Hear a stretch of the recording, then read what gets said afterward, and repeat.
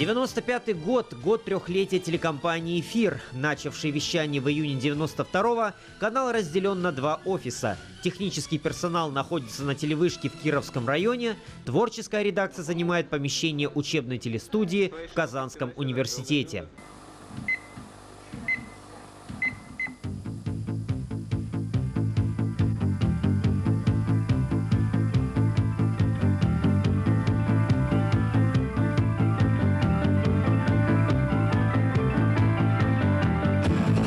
Крохотную комнатку делит пополам занавеска. Одновременно идет монтаж сюжетов и поиск рекламодателей. К единственному телефону выстраивается очередь из журналистов и рекламных агентов. Иногда на нескольких квадратных метрах умудряются работать до 25 человек. Город мне снится, с городом я ложусь спать, с городом я просыпаюсь и с городом весь день провожу. Вот так вот.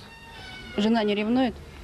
Ну, уже давно ревновал, но теперь, по-моему, уже успокоилась, поняла, что это уже бесполезно. Выходили мы в эфир очень смешно, то есть буквально почти с одного видеомагнитофона приходилось быстро менять кассеты, то есть суета царила в студии, шум, крики. Программа «Город» впервые выходит в прямой эфир 8 июня 92 года. Сначала трижды в неделю, затем редакция переходит на пятидневку. Несмотря на техническое несовершенство, помимо новостей, эфир производит еще добрый десяток программ.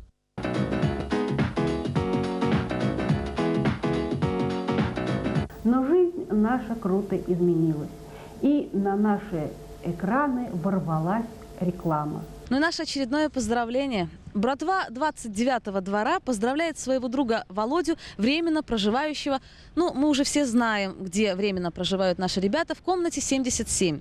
С совершеннолетием и желает гранитного здоровья, счастья, благополучия, скорейшего освобождения и передает привет другу Игорю, проживающему в комнате 49. Но недаром говорят, новое – это хорошо забытое старое. И вот теперь вновь программа «Хард-машина» в гостях у передачи «Музыкальные встречи».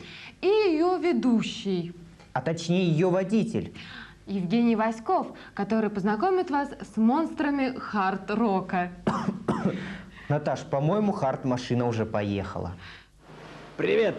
Телекомпания «Эфир» вот уже во второй раз гостеприимно открыла свои ворота моей хард-машине.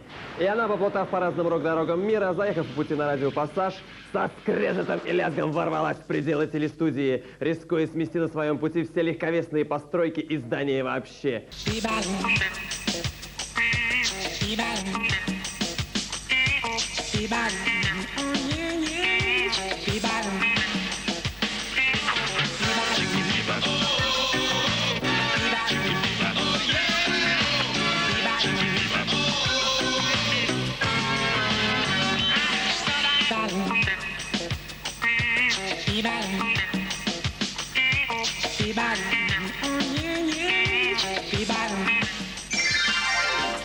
Привет! На ваших голубых экранах молодежная программа по... За. Дмитрий Вахмянин и Вебер Селев предлагают для вас программу «Фантом».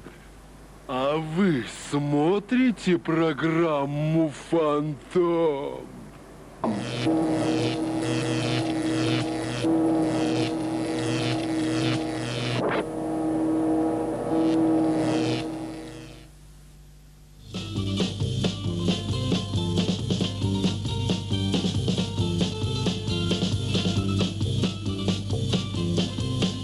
Получив признание у зрителей, которые, чтобы ловить программы эфира, покупают на рынке и устанавливают дома специальные антенны, молодой независимый канал медленно, но верно добивается признания властей. Первым важным гостем телеэфира осенью 92-го становится вице-президент Татарстана Василий Лихачев. Чуть позже в авторском проекте Ильшата Аминова «Пирамида» появляется председатель Верховного Совета Фарид Мухамедшин.